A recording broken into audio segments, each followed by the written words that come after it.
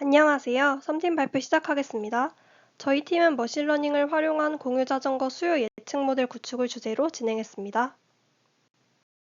우선 프로젝트 개요 및 데이터 선정에 대해 간단히 설명 후 EDA와 모델링 구현을 확인한 뒤 최종 분석 결과 및 인사이트를 말하며 마치겠습니다. 요즘 도심에서는 교통 혼잡과 환경 문제를 완화하기 위한 대안으로 공유 자전거 서비스가 활발히 운영되고 있습니다. 하지만 자전거 대여 수요는 날씨나 시간, 요일 같은 다양한 요인에 따라 크게 달라지기 때문에 운영 효율을 높이기 위해서는 정확한 수요 예측이 필요합니다. 그래서 저희는 날씨, 시간, 계절 등의 데이터를 활용해 시간대별 자전거 대여 수요를 예측하는 머신러닝 모델을 구축을 목표로 했습니다.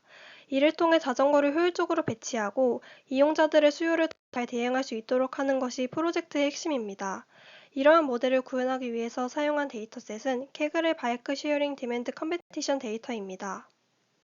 주요 변수는 크게 날짜 기반, 날씨 기반, 대여 기반 이렇게 세 가지 범주로 나뉩니다.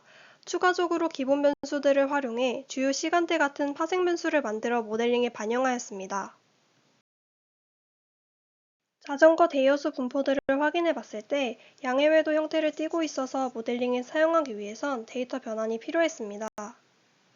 따라서 로그 변환을 통해 편향된 분포를 정교화시켰습니다. 다음은 주요 변수 간의 전반적인 분포입니다. 우선 범주형 데이터와 자전거 대여수 간의 관계를 나타낸 그래프를 확인해 봤습니다. 보시면 홀리데이, 워킹데이, 웨더 같은 변수들은 값이 한쪽으로 치우쳐져 있어서 데이터가 평일과 근무일, 그리고 좋은 날씨 위주로 구성된 걸 알 수 있습니다. 또한 시즌이나 웨더에 따라 자전거 대여수의 범위가 달라지는 모습을 보여서 이 요인들이 수요에 영향을 줄 가능성이 있다고 판단했습니다. 다만 대부분이 카테고리형 변수이기 때문에 이 그래프는 상관관계를 보기보다는 데이터의 분포와 불균형을 파악하는 용도로 활용했습니다. 이번엔 수치형 데이터와 자전거 대여수 간의 관계를 나타낸 그래프입니다. 여기서 템프와 어템프는 거의 일직선 관계를 보여서 서로 강한 상관관계가 있음을 확인했습니다. 정확한 상관관계를 파악하기 위해 상관계수를 확인해 봤습니다. 대여수와 기온의 상관계수는 0.39였고 마찬가지로 대여수와 체감온도도 0.39로 나타났습니다. 대여수와 습도의 상관계수는 마이너스 0.32로 전부 비교적 강한 상관관계를 보였으며 기온과 체감온도의 상관계수는 0.98로 나타났습니다. 이는 선형 모델에서 다중 공선성 문제를 발생시킬 수 있기 때문에 둘 중 실제 기온 변수만 활용해 모델링하는 게 적합하다고 판단했습니다. 다음으로 온도, 습도, 풍속별 대여수를 확인해 보겠습니다. 온도는 최대 45도까지 봤을 때 기온이 오를수록 수요가 증가하다가 30도에서 35도 구간에서 소폭 감소합니다. 또한 습도가 높을수록 대여량이 감소하는데 특히 60%를 넘어가면서 감소세가 두드러지게 나타납니다. 풍속은 약한 바람은 대여량에 큰 영향을 주지 않지만 풍속 50 이상인 강풍 구간에서 수요가 급감했다가 다시 치솟는 패턴을 보입니다. 하지만 풍속은 대여수와 낮은 상관관계이므로 패턴에 큰 의미가 없습니다. 범주형 데이터인 근무일, 공휴일, 요일, 계절, 날씨의 대여수를 시간대별로 확인해본 그래프입니다. 근무일과 공휴일 기준 시간대별 대여수는 오전 8시와 오후 5시에서 6시의 이용률이 가장 높았습니다. 즉 출퇴근 시간대에 이용자가 몰려있음을 확인할 수 있었습니다.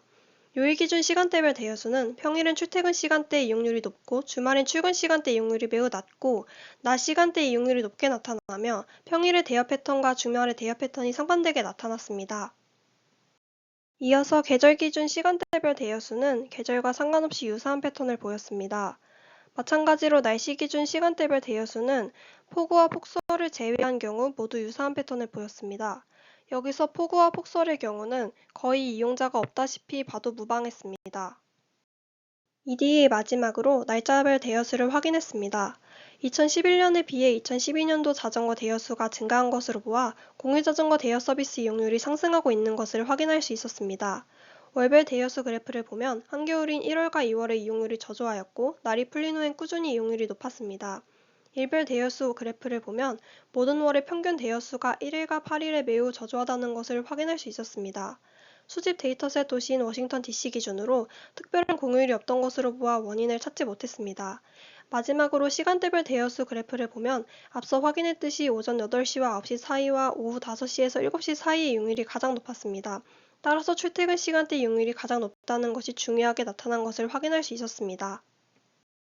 다음으로 전처리 및 모델링 구현 파트입니다.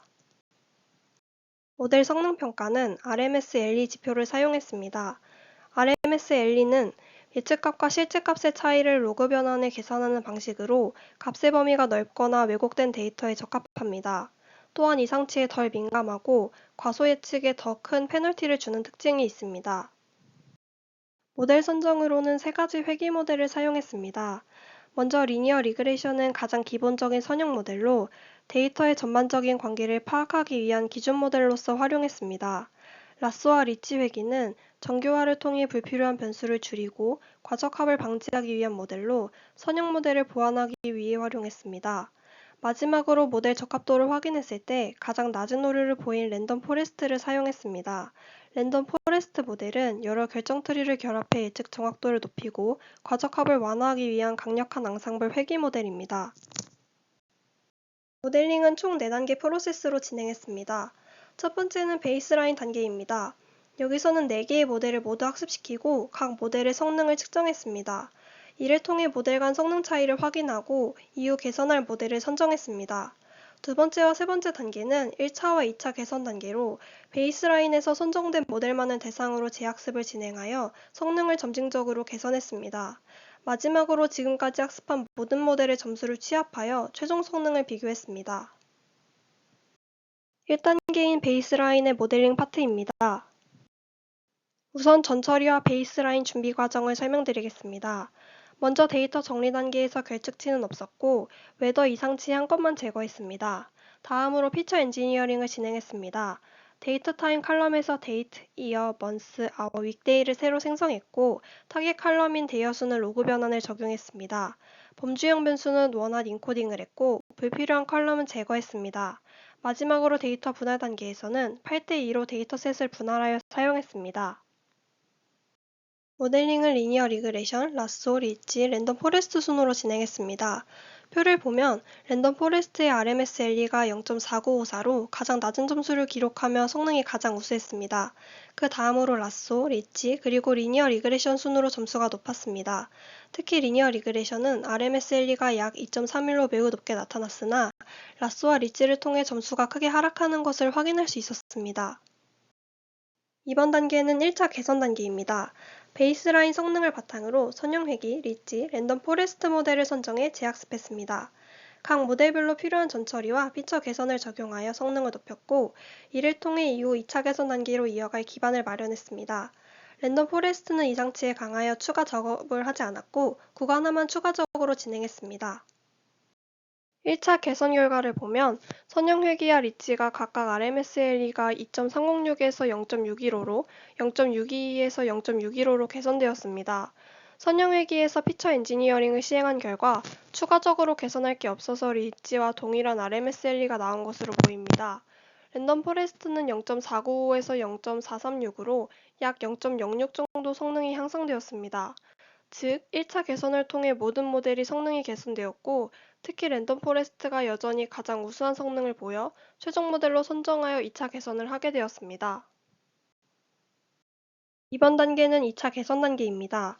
베이스라인과 1차 개선 결과를 바탕으로 랜덤 포레스트 모델만 선정하여 재학습을 진행하면서 추가적인 전처리를 시행했습니다. 풍속 컬럼은 상관관계가 낮고 불확실한 값이 있어서 삭제한 다음 시간 컬럼은 순환 특성을 반영하기 위해 사인 코사인 변환을 작용했습니다.